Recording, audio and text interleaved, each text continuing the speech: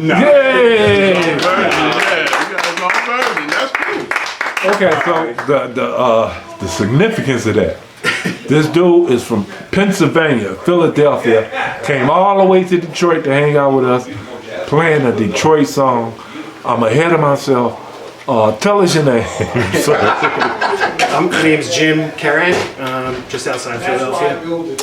Thank you for coming to the basement, and thank you for allowing us to interview. But before we get to that, I'd like to introduce all of the our panel, our squad of bass players is here to hang out with us. Starting on my front hand side, Don. Tell us your name. Don Max. Go by D-Max. Yes, sir. Basement alumni. Tell us your name, Al. Tammy Stanko. Tammy. I've been nicknamed today Stank or Yeah, Stanky. right. A Detroit bass player. Been around, played in a lot of states, lived in, and she's now a Detroit bass player in the basement alumni. Now, when I say basement, that's spelled Bassmint, basement. And then behind Jim is a bass hanging on the wall. That's fish. That fish is called a bass. It's not called a bass. Stop me, folks. Tell us your name, sir. Dwayne Tiny Jones. Came to hang out with us all the way. I've been playing the bass, baby. All the way from Cleveland, Ohio area. The baby's been very good to me. Tell us your name, sir. Robert, baby boy Bob, Okay. Ivan's brother. My little brother. I mean my younger brother. Excuse me. And on my plug hand side, Steve O'Kern. And next to him, tell us your name, Titus. Titus McCleary. Titus, my man, Titus McCary, finally made it to the. Did you come to the basement of those places? First time. This is your first one. Thank you for coming. Yeah, I'm a big fan of him ever since I cheated him out of a raffle winning. He won something in the raffle. I was like, bro. Until he showed me the ticket. I'm like, oh, I'm so sorry. I am so sorry. I thought he'd come and try to get a free meal. Was that the dime? No, this was at Motown. I apologize again, Titus. Good, bro. I know, but I still got to apologize in public. Stardust is still. No, I don't think so. Next to Titus, tell us your name. Phil Miltenberger, All the way from, Saline, Michigan. which ain't that far. You know Dr. Poe? No. Celine. Okay, and then next to him, tell us your name, sir. Kern Brownlee. Kern Brownlee, the heavy hitter. We got him sitting in the special section over there by himself. You know what I'm saying? Special K, huh? Yeah, he big time. Y'all look up Kern Brownlee. Detroit. Stop reading. This is the representative of Detroit. He played with everybody. He goes when he goes and plays out around the world. He's repping Detroit, and he's conscious of the fact that he's repping Detroit as a bass player and a musician and a fine human being. And he ain't just a Should be musician. told you brought Beyonce and them into this picture, man. Yeah. Them into the picture. Right. And behind him, we got some other people. I hope the camera's getting y'all. Robert Lopaka looking out of Southgate. And our gracious host, tell us your name, Steve. Steve Burkhalter. Steve Burkhardt, a writer with Bass Gear magazine, a fine bass player in his own right, and a big old Sadowski bass fan. Okay, so sorry about that, Jim. I get lost a lot. So you come all the way here from Malvern, Pennsylvania, it's just outside Philly. Malvern, Pennsylvania, just outside Philly. And he's in Detroit right now, and he played the song Detroit at Marcus Miller. I think that was so awesome. So my first question is, as we asked and all pay attention to this because it's a very important question. When did you start playing the bass and why? Yeah, so I started playing in 2019, about I guess 5 years ago now. I played saxophone growing up, actually, mainly, until I was in my 20s.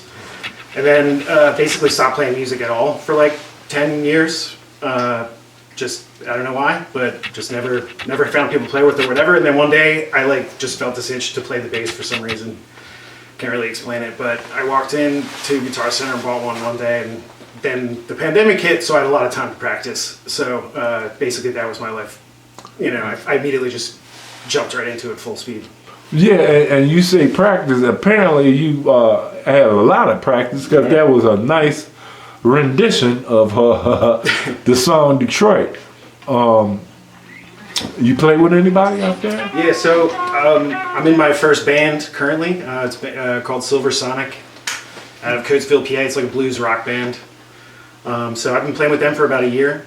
I found them on Craigslist. They're the first ones to not say no when I asked to audition. And and that ever since playing with them, that is obviously elevates anyone's playing. What kind of music?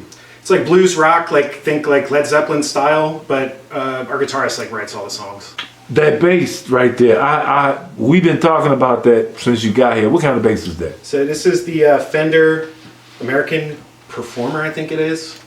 PJ, I think it was made in like 2019. It's the Made in America. I think it was around $1,200. I just saw it on the wall at the guitar store. It was like I started out. The first bass when I first started was very similar. Actually, it was like basically the Squier version of this, like the Affinity line. So I played on that for a few years, and I just wanted an upgrade. I really liked my bass. Even though this is basically the same bass. I basically have two of the same one now. But Is that an Ash body? Do you know? I think it's older. Okay. Okay, so Just wondering. when you pulled it off the shelf, I'm imagining myself in the Guitar Center, and I'm in the bass department, and they got basses hanging on the racks. Usually the more expensive one is up top, right? And you pulled it off. How did it? And you purchased it. How did it feel? Just out the. I mean, I don't know if you got the exact same one that was hanging, which is a demo. Oh, so how did it feel when you plugged it up and it was in your hand? So I had to look past that it was like a terrible setup, basically first. And I just liked the way that the neck felt, like the way my hands were sliding on it, and just the weight distribution. Like I definitely made sure to try with a strap. Otherwise just the look of it was honestly like half of it. I liked the way it looked, so I needed it, and yeah. Yeah, I was looking at that strap. What kind of strap is that you wear? I have no idea, honestly. Nah, It's the same one I have. as an instructor, you need to know it's like knowing what kind of car you drive. What kind of car you drive? Well, I have no idea what kind of It's leather. Yeah, all I know is that it's leather. Tires. All right, so look, if you notice his strap is kind of wide at the shoulder. Yeah. And I'm gonna mention that because I'm about to. This dude, he got a whole bed on his. He got what they call a posturepedic This is a strap. special coming to Wayne Green. I gave Reggie one of these. That is awesome, man. Now, it helps That's on with my the. pillow strap there. Yeah, that helps with the No weight pressure on your neck at all. I can imagine. A lot of people don't realize when their hands and stuff start getting numb, that's what it is. There's a nerve on the back of your neck goes straight down your arm. It's called the ulnar nerve. Yeah. It is called. I know it's called the ulnar because. Well, anyway, I can't. I'm trying not to make this about. This S-shaped strap goes right around that area and no problem. Yeah. Now, tell me, what kind of strap do you got? Do you got a shoulder cutter? Yeah. Yeah. See now she after she do a 2-hour gig, she ain't gonna have no more neck. Right. Steve-O, what you got? What kind of strap? It's a levy. Look, you see how wide that is? Folks, the reason why big bass players use wide straps is because the instrument is heavy, and because of physics, once again, if you disperse that weight, no matter how minute it is, if you disperse it across the whole shoulder as opposed to cutting yourself in one spot, It's easy on your back and your whole nervous system. Actually, you got a wide strap too. I got a wide strap. It's an Ernie Ball. Got a cushion right here. Nice. And it's got the stretch action right in there. Oh, he got. And it's got strap locks on it. Okay. And it locks on where you don't have to worry about dropping your instrument. It's an Ernie Ball. All right. What kind of strap you got? So I've got- a cutter. Levy makes these now, but this is an old number one. So it's all stretch. So it stretches a lot, but that's what I like. And so it doesn't cut your shoulder Oh, okay, because because it's all stretch. Yeah. Okay, Karen, what kind of This is an Evo. This is a handmade, Jesus. beautiful Italian leather.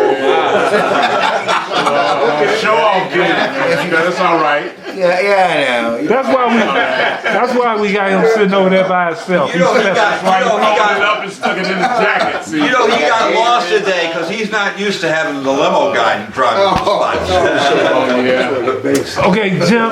Again, sorry about that, and viewers, we sorry about that. So I'm gonna just give you cookie cutter Don't worry, I ain't questions. gonna kiss you. So we can let you go. Cookie cutter questions. Second question is, who are some of your favorite bass players or your Mount Rushmore? I'm gonna guess who one of them is, but go ahead. Yeah, you might know one. I mean, I've only been playing a couple years, I mentioned, so I don't really know that many bass players, but I've been really digging in ever since I started. So, like Marcus Miller, Jaco Pastorius for sure. I'm also a big fan of punk rock music, and Carl Alvarez from the Descendants is personally one huge fan of that bass player. Yeah, I think Mount Rushmore has 4. So, obviously I got to say James Jamerson too. Yeah, Right, and he's all the way from Philadelphia. Stanley Clark country, by the way. If I was to say, Stanley is one of the most famous celebrity bassists out of Philadelphia, right? But he started here. Stanley Clark? Yeah, he started Oh, here he did? playing for Aretha Franklin in the studio, man. Stanley was the one playing on a lot of early Aretha Franklin music. I forgot all about that. I can't recall. Detroit. Does John Paul Jones fit your list? Oh yeah, I mean he's such a great player too, and we cover a lot of his songs in my band. Underrated player, man. Okay, so next cookie cutter question is your performances, right? Yeah. You've got to perform on stage Yes. as a bassist. Yeah. What about as a sax player? Did you get to perform on stage? As Only a when sax? I was in school. I really stopped. Actually, I stopped basically. I played the pep band in the college basketball, and then after that, I kind of stopped. Okay, so as you got to perform and rehearse as a bass player, I got a new question I just added to my cookie cutters. Spinal tap moments, meaning something weird happened during a gig. I can give you examples, but any weird scenarios? Yeah, pop up? I got 2. They're at the same gig a year apart. The first one was our first gig. It was just like a backyard gig. So midway through a song, the bass, I didn't know you needed to rubber feet on the bottom, and then I never also turned it that loud during practice. So that's when I learned that my bass would rumble off, the head would rumble off the cab. So just middle of the song, my bass stopped working, and I looked over and my cab's on the ground. Or the bass head's on the ground. Yeah, that is a spinal tap moment right And there. then a year later, it's the same show, a dog bit me. Oh, A dog bit you during a performance? It was like, he's gonna mess up. Let me get him now. That's a good one. I've never heard. That's a good one. A dog bit you during a performance? Before. Oh, I went to the hospital, I got stitched up, and I came back and I played. oh, that is awesome. Is that awesome? Is that? I don't know, I hope it better be awesome. Yeah, well, life is awesome. As long as you come out survival, embrace the whole thing. Embrace it and keep it moving. I'm running out of questions, but does anybody else have any questions for this fine Philadelphian bass player? What type of strings do you have? Yeah, these are, they're Kurt Mangan. They're light gauge, so it's 40, 60, 80. 95, 40, 60, 80, 95. I like 40 or less. Are they flat or round? round. Why around as opposed to flats? I just like that zing. Do you- Like, and these are pretty fresh too. You have Like, I flats put them on on like a Flats. couple weeks ago. You can tell they flat. Yeah, you can tell. You don't see the wraparound. Yeah. Yeah, Look like acoustic guitar strings to me. Yep. Nylon, that's what they look like. I don't have any basses without flats. Is that right? That's okay. See, he a special type You of get a bass player. jazz feel too, don't you? Yeah, that's right. When you stick to your genre, you stick to your. What Kern taught me this. He's staying in his lane. Okay, you know what I'm saying? Stay in your lane. www.stayinyourlane.com is what we call it. So look, that's awesome. The strings. Do you know all of the components of your guitar? I mean, I think nothing has been modified, so whatever default Fender pickups they have. Yeah, one is called a P bass Yeah. Yeah. You can, set up because it has the two. What are the knobs? yeah, so this is the P pickup, and this is the J It's pickup. vibe, and tone. You can get both. Vibe, and tone, right? And then See, that is so simple and lovely. Now, Steve-O, can you turn your bass to the side? Can I get a side view of your bass for a second? Yeah, I love that one. Okay, now I'm about to ask the question for you bass players here. If you notice, I'm gonna start with Tammy. I like putting people on the line. Apparently, the hot seat don't have to be just right there. Do you see on your headstock that thing that the G string? Yes. What is that called? I don't know. string tree. It's called a tree. Oh, okay, yep. Okay. Now, That could- okay, that could be that. Jim, why is it called a tree? Actually, I don't know that. Me either. And I've Googled it. I Googled it a billion times because I need for my students to know everything about their bass. Now, if you notice, Tammy has a tree, Don has a tree, Jim has a tree on his headstock, but Steve-O doesn't have a tree on his headstock. Doesn't need one. Titus, we're gonna explain why. Titus has a tree. He got two trees, and then he doesn't have a tree. And They call those I'm gonna tell you- retainers. now you want to know why some basses don't have a tree? Do you know why? Yeah, because they don't have enough angle down. Yeah. Yeah, they have an angle. The fact that they have an angle, Right. they don't need a. The string doesn't have enough angle, Yeah. but without it. And at the end of the day, you don't need that tree either because it ain't like your string gonna do nothing special unless you like Lewis Johnson or somebody and you just kill your bass when you play it, or Flea or somebody. You know, bass killers. Yeah, Steve-O. yeah, Steve-O. They. You know what? Do you call your basses hers or she? How many basses do you have? I have 3 now.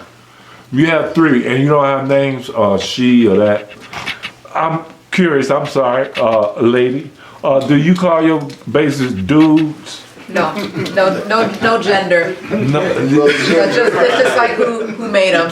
You can't do that nowadays. You gotta remember. No, You could, but yeah. Yeah, that's not offensive, but I am apprehensive about separating. No, I ain't. You a lady, and the rest of us ain't. Okay, it's as simple as that. So look, Jim, we ain't want to keep you. We just wanted to acknowledge you for coming all the way to Philadelphia, from Philadelphia area, to hang out with us in the basement. We really appreciate that. How did you hear about us being in the basement today? It was like the random YouTube algorithm, like you guys were talking about earlier. I'm one of those people who landed in front of them, I guess. And I just saw, I don't know, I just popped up and you said the address and I was like, oh, I'm not doing anything. I have friends that live in Michigan. I asked my wife, we just like, all right, let's make a trip out of it. Jim, I hope that you go back and do some of the other episodes. I haven't watched some. You get to see this guy and his bass day. Hopefully you come back for the 2025 Base Day, we're gonna try to do it bigger and better and get some of the people that we want to He's come had hang some out bigger with. guys on there too. Chuck Yeah. Rainey, Yeah, they all friends now. I put everybody on my. Rainey, Jeff Berlin. Yeah, we. I sat right where Don was sitting, Jeff Berlin at Base Day, and Jeff Berlin's playing Tears in Heaven. What's Bobby last name? Wow. It's just incredible. Bobby, dang it, play with Santana. Bobby Vegas. Vega. Yeah, Bobby Vega, oh, that was. Dave Watts, Stevie Wonder bass player. Yeah. Dave yeah. Watts, yeah. Beyonce's bass player, Lady Gaga's bass player. He in here right now. Yeah. You know what I'm saying? I'm talking about big. I get to ask current questions that I don't get to ask other people because I don't think of it. I got the opportunity to ask this man, what's the most dangerous country you ever played in? You don't get to ask people that. And then the dude had an answer. He's like, well, everybody had, the army had machine guns. You know, other countries, they got army dudes walking around on the regular to protect people. And the dude was kind of scared, glad he in the band. Kern, you've been in Laos, right? Yeah. Laos, man, you can't go in or out of door nowhere without a guy sitting there People with walking around with hyenas. Oh yeah, man. Laos is a beast. Okay. Wow. Yeah, that's awesome that I get to ask him the questions. And yes, we've had them, but guess who on the list now? Jim is on the list of Detroit bass players in the basement alumni. Of course, he's not a Detroit bass player. We're gonna pick the closest big city, and you're a Philadelphia bass player. And thank you for coming out. Anybody got any questions for him before I let him go? I do. What's the question, sir? You've been playing for such a short time. What do you have to tell the rest of the people who are intimidated? Because I know a bunch of bass players, and I invite them to my brother's thing. They're always intimidated, like, well, I don't play that good, and so since you've been playing for such a short time, why are you so good? Well, thank you for that. But I think one thing I would say is, like, I found a teacher that I liked. It actually wasn't like the first one either, or the second, and that, like, who was a bass teacher first and not a guitar player. And then, like, once I found that, also, you know, don't have, for me, the answer is, like, don't have kids and a job that you can work from home and, like, not a lot of responsibilities. So I was able to spend, like, hours a day practicing for a while. And not that you have to spend hours a day, but spending at least a little bit of time every day, like, is really all that. And just, like, focusing on technique, like, when you need to. Like my teacher, like, having someone that can tell you, hey, if you try this, like, everything's going to be so much easier. Like, if you practice a certain way. All right, Jim. Is there anything that you would like to say in closing? Sure. Check out my band Silver Sonic from Coatesville on all the streaming things. And otherwise, have a great day. Okay, now before I ask you what I just asked you, how can we keep up with you and if we want to follow you on social media? You got it? Just the band. I'm not on any of the Facebooks or any of the. I'm not on any social media, but you know, through my band, you can. No, how you spell that? Just in case I had trouble. Silver Sonic. Silver like the color, and Sonic like the hedgehog. Silver Sonic. Oh, one word. 2 words. Do you have a website for the band? Yes. And I think if you just Google Silver Sonic Linktree, that's probably the best. Or Silver Sonic Coatesville. Okay. Spell that. Coates. So, it's actually how they sound, right? Coats. Yeah. All right, so I'm crazy. I'm sorry. This is my first time back doing the basement. I appreciate you for coming out. This is the last interview of the day. We're gonna. It's the first interview of the day. We're gonna actually interview Don over there. We're gonna also interview Tammy, and we're gonna also interview Steve, who I interviewed before, but the footage got lost.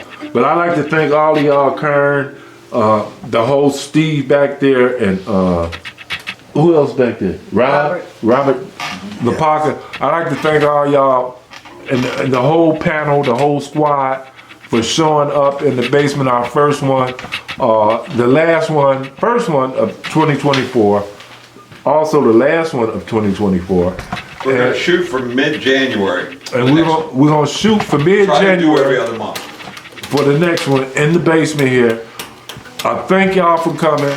I thank you for coming to hang out with us, Jim. And with that said, why don't you play us something out, brother?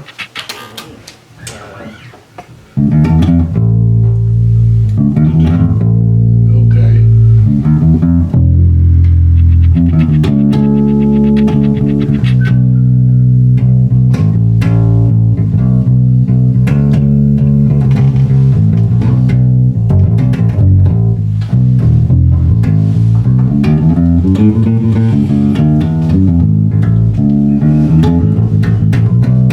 Sound like Detroit to me.